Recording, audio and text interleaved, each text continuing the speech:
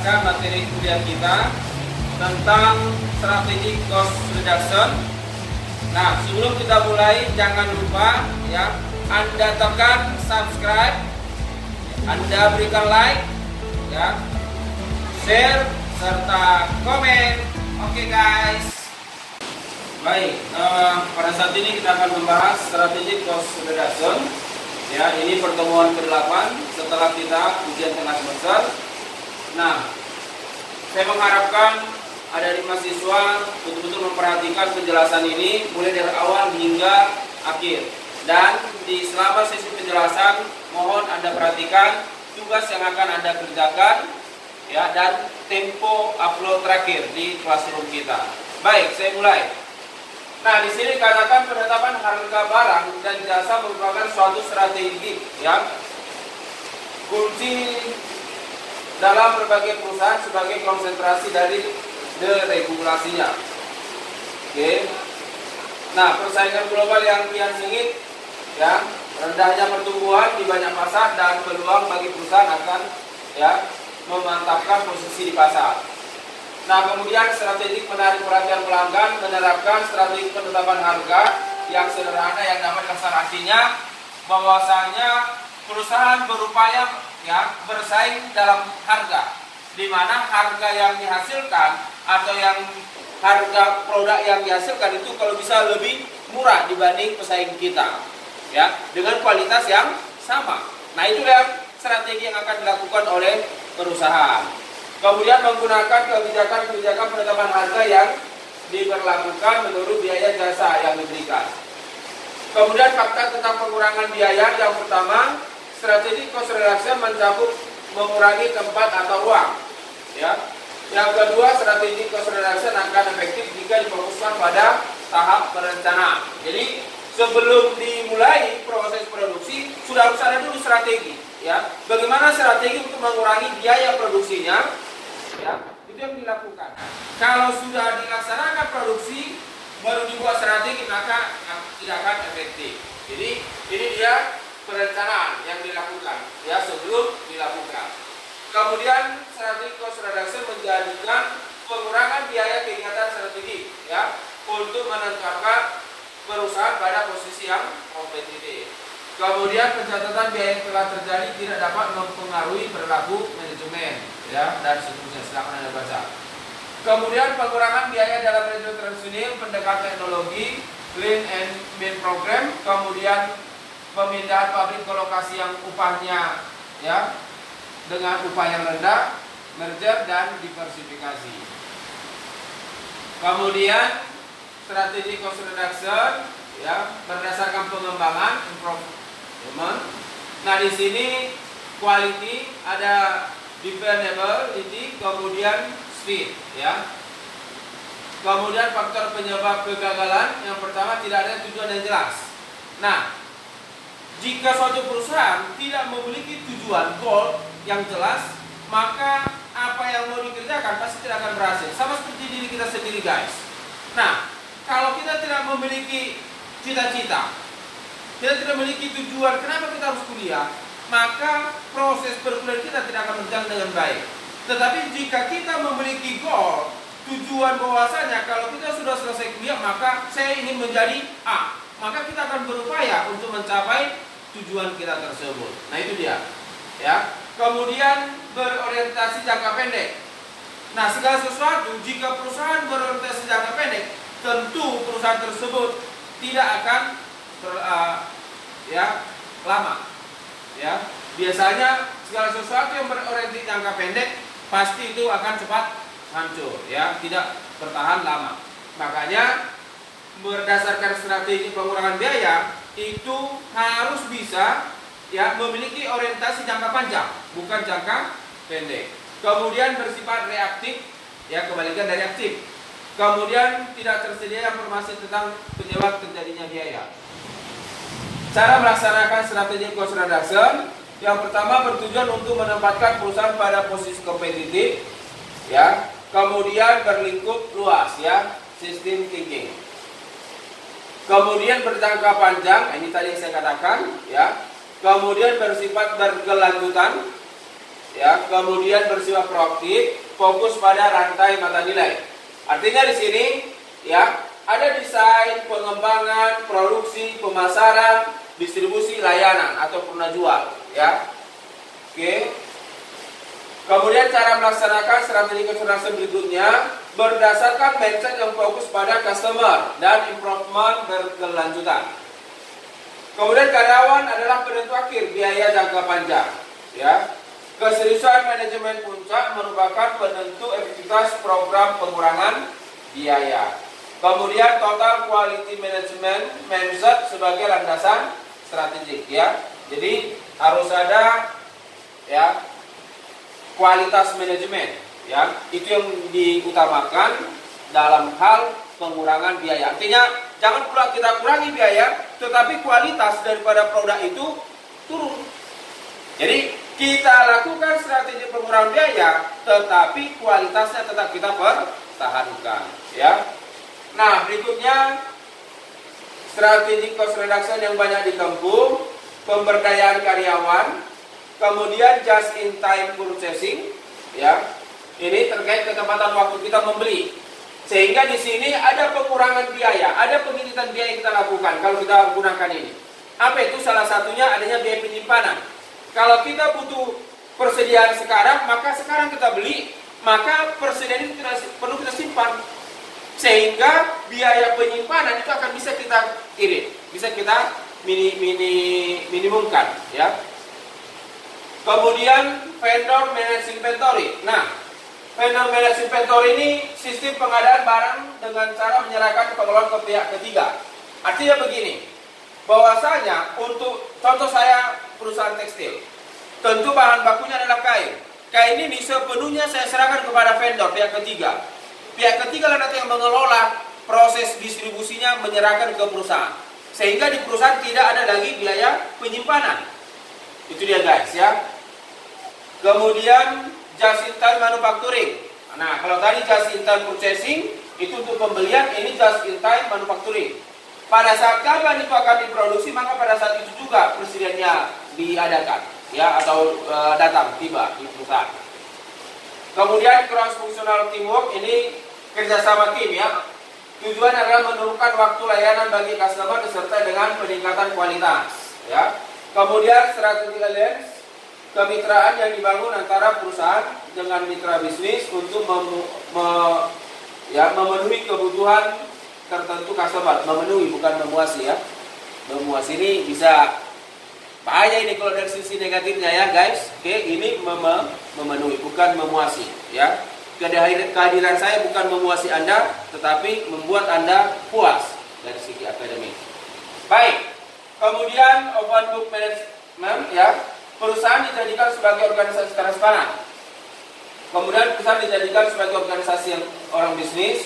Perusahaan menuntut seluruh karyawan berpikir dan bertindak sebagai pemilik. Nah, ini sangat utama, ya. Ada kala jika karyawan, ya, tidak merasa memiliki perusahaan tersebut, maka, ya, otomatis keberlangsungan perusahaan itu tidak akan panjang.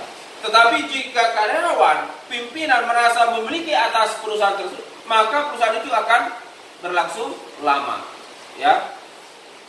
Baik, kemudian berbagai sistem informasi biaya untuk menunjang strategi cost reduction. Pertama, target cost, ini sudah kita bahas minggu lalu, saya nggak usah ulang lagi, ya. Kemudian ini masalah penentuan biaya, ya. Di sini harga jual, laba, maka target biaya. Inilah nanti yang akan dilakukan, ya, proses produksinya. Oke, nah ini silakan Anda perhatikan. Kemudian gadget costing juga sudah Anda perhatikan di bab 5, ya, saya tidak perlu ulang lagi.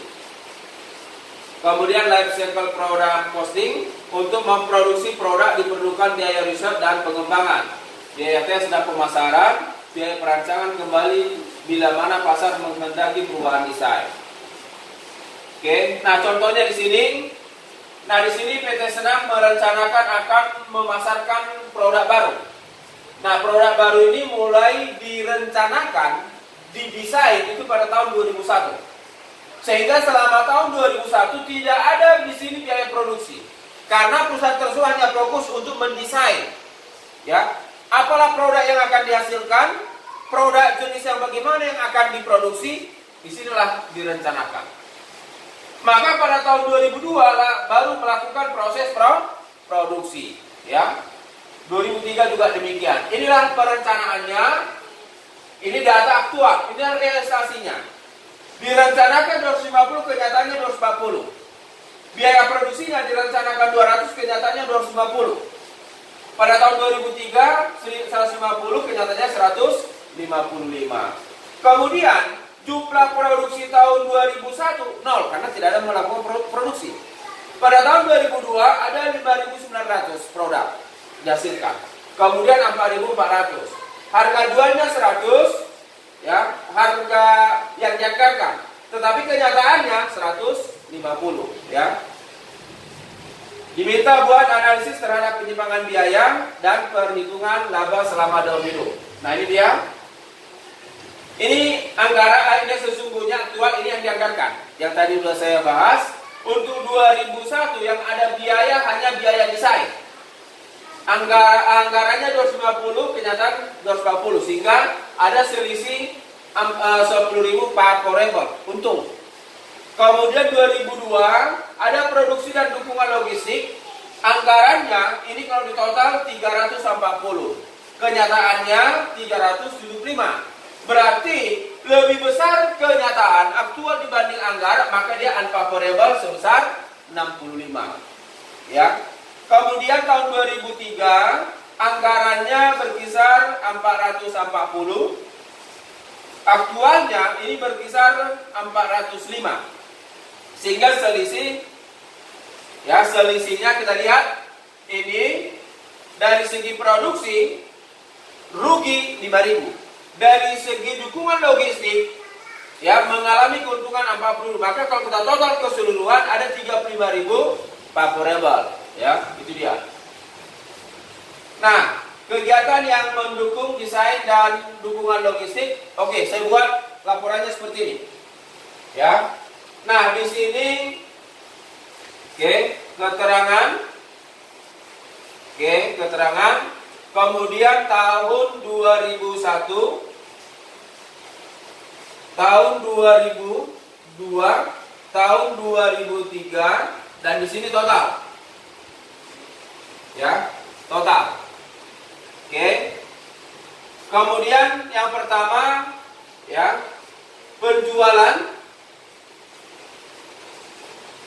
Di sini tidak ada, ya. Nah, 2002 5.400, ya, 5.400 kalikan dengan harga jual aktual. Harga jual aktual, ya. Maka 5.900 kalau kita kalikan, ya. Kita kalikan, coba sama-sama menghitung.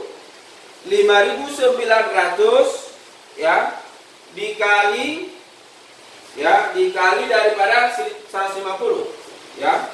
Maka diperoleh 880. Di sini penjualannya 885, ya. Kemudian 2003 4.400. 4.400 kita kalikan harga jualnya 150. Maka diperoleh 6.660. Ya. Maka kalau kita jumlah total penjualan selama 3 tahun, ini sama dengan, ya, 1.545.000. Oke guys, ya. Nah, sekarang kita masuk ke biaya. Ya, penjualan sudah. Nah, sekarang kalau kita hitung biaya, ya. Oke. Ada biaya desain, ya. Biaya desain, ya. Oke. Biaya desain dan pengembangan selama tahun 2001 ada 2. Perhatikan aktual, ya, data aktual, ini anggaran aktual, yaitu 240, ya, 240. Oke, ini 0, maka secara total ini 240, ya, biaya. Oke. Nah, kemudian ada biaya produksi. biaya produksi ya. Untuk 2001 ini tidak ada. 2002 biaya produksi aktualnya itu berkisar 250. Maka di sini 250 ya. Kemudian tahun 2003 155. Maka kalau kita jumlah ini berkisar 405. Ya, 405. Ya, 405 pengurang. Kemudian dukungan logistik, biaya dukungan logistik. Ya, dukungan logistik tahun pertama tidak ada. Tahun kedua itu 125. Ya. Tahun ketiga 250. Sehingga kalau kita total guys di sini berarti 375. Ya. Maka kalau kita total ya, maka di sini laba rugi ya. Ini karena tidak ada penjualan maka akan mengalami kerugian tahun pertama 240.000 ya. Di tahun kedua ya, kita kurangkan 885 dikurang 375 ya. 885 dikurang 375. Maka diperoleh di sini 510.000 ya. Kemudian di tahun ketiga 660 dikurang daripada 405 ya, 405. Maka diperoleh 255. Ya, laba. Maka kalau kita total secara keseluruhan ya, bahwasanya perusahaan tersebut akan mengalami keuntungan. Kita jumlah baik penjumlahan dari atas ke bawah atau ke samping, ini hasilnya akan sama ya. Nah, di sini ditambah 510 oke, dikurang 240 maka diperoleh 525 ya. Silakan Anda coba dari atas ke bawah ke samping. Nah, secara kumulatif ya. Secara kumulatif di sini kita lihat, kumulatif itu berarti dari tahun ke tahun dijumlah ya. Maka di sini 240 rugi. Kemudian di tahun kedua ada keuntungan 510. Maka keuntungan tahun kedua itu dapat menutupi kerugian tahun pertama. Sehingga sisa keuntungannya di sini berkisar 270. Ya, sudah untung. Ya, 510 mampu menutupi kerugian tahun pertama 240. Di tahun ketiga dia memperoleh keuntungan. Maka kalau kita jumlah 270, sisa tahun sebelumnya ditambah yang sekarang, maka diperoleh ini 525. Ini harus sama. Oke ya. Baik, sampai di sini ada yang mau tanya? Nah, mohon Anda perhatikan yang di buku, kalau ada yang kurang pas masalah penjumlahan tolong Anda perbaiki. Silakan Anda perhatikan model perhitungan kita yang di sini. Ya, itu.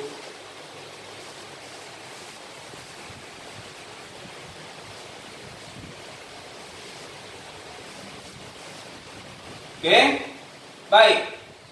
Nah, itulah dia, ya, kegiatan yang mendukung logistik, laporan laba ruginya ya.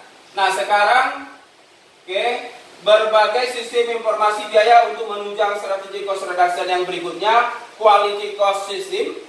Kualitas adalah ukuran relatif kebaikan suatu produk, ya. Produk berkualitas adalah suatu produk yang memenuhi harapan customer, pelanggan, ya. Nah, ini contohnya banyak ya, bisa Anda perhatikan. Oke. Nah, kemudian untuk mengukur kualitas itu ada 4. Yang pertama biaya pencegahan, ya. Biaya pencegahan ini sebelum diproduksi sudah diantisipasi. Ya, kesalahan-kesalahan yang akan terjadi. Yang kedua, presial, biaya penilaian, ya. Nah, biaya penilaian ini ketika sedang berlangsung maka akan dilakukan penilaian, pengawasan atau pemeriksaan apakah produk yang diproduksi sesuai dengan harapan atau tidak. Kalau ternyata di tengah jalan ada yang tidak sesuai, maka itu segera langsung diperbaiki. Ya. Kemudian yang ketiga, kegagalan internal. Ya, kegagalan internal ini contoh seperti ini. Nah, ketika saya ingin memproduksi produk ini, ya, produk ini, sorry guys, ya. Nah, sebelum ini sampai ke pelanggan, maka pihak perusahaan itu sudah mengetahui ternyata ada yang cacat. Nah, sebelum sampai ke perusahaan, maka produk ini segera diperbaiki. Nah, biaya perbaikannya itu masih jauh lebih kecil dibandingkan kalau perusahaan ini sampai ke konsumen. Itu dia ya. Nah, ini dia kegagalan eksternal. Kegagalan eksternal dia dikeluarkan karena terjadi ketidaksesuaian produk dan sudah diketahui oleh pelanggan. Pada umumnya biaya yang terjadi akibat ini itu sangat besar. Ya, sangat besar. Makanya perusahaan berupaya bagaimana supaya kegagalan internal ini betul-betul dapat diantisipasi, jangan sampai terjadi. Oke guys ya. Nah, saya kira itulah dia pengukuran untuk quality produk. Yang pertama pencegahan, yang kedua penilaian, yang ketiga kegagalan internal, dan yang keempat kegagalan eksternal. Inilah tolak ukur untuk mengukur kualitas daripada pelanggan, kualitas produk tersebut. Oke, baik. Ini contoh-contohnya nanti silakan Anda perhatikan di buku kita ya, cara perhitungannya. Ini biaya-biaya kualitas terdiri dari pencegahan, terdiri dari ada pelatihan kualitas, rekayasa kualitas, perencanaan dan seterusnya, totalnya ini. Kemudian biaya parsial penilaian, ada biaya inspeksi, biaya produk acceptance, kemudian produk acceptance, ya proses acceptance, totalnya ini. Kemudian kegagalan internal, ada sisa bahan. Nah, sisa bahan ini juga contoh untuk memproduksi ini dibutuhkan 1 on. Kenyataannya hanya tidak sampai, hanya 0,8 on. Tentu tidak sesuai dengan standar. Maka pihak perusahaan ya akan menganalisis, kenapa bisa sisa? Berarti kualitas yang kita hasilkan tidak sesuai dengan yang kita harapkan. Maka segera diperbaiki oleh perusahaan. Ini biaya pengerjaan kembali. Kemudian untuk kegagalan eksternal, oke, ini penanganan ya, customer, kemudian jaminan, kemudian perbaikan. Ya, ini totalnya. Sehingga total keseluruhan ya biaya kualitas produk tersebut berkisar 5.025 ya. Oke, nah ini dia kalau kita bandingkan anggaran dengan realisasi, silakan Anda perhatikan ya. Oke, berbagai sistem biaya yang berikutnya, activity based costing system, kemudian contemporary ya, pick control. Ini pengendalian melalui umpan balik ya, informasi tentang pelaksanaan sistem dan atau keluaran sesungguhnya untuk memungkinkan personil atau atasan menilai kesesuaian perilaku sesungguhnya dengan perilaku yang diharapkan. Kemudian tahap modern feedback control, penetapan standar ya. Ini nanti silakan Anda baca. Oke, ini dia. Oke, bagiannya nanti silakan Anda perhatikan di buku kita ada ya. Kemudian pengukuran tindakan saya kira bisa Anda baca. Nah, saya kira ya cukup penjelasan hari ini yang bisa saya sampaikan. Kalau ada yang tidak Anda mengerti, silakan Anda tanya. Boleh Anda call, boleh Anda SMS, boleh Anda WA saya, dan boleh Anda tanya melalui konten YouTube kita ya. Dan saya mengharapkan setelah Anda saksikan penjelasan materi ini, mohon Anda berikan komen ya. Dan bila perlu jika ada yang tidak Anda mengerti, silakan Anda tanya di konten tersebut. Sekali lagi mohon Anda berikan like ya pada setiap video yang sudah kita share. Saya kira cukup pertemuan kita. Horas.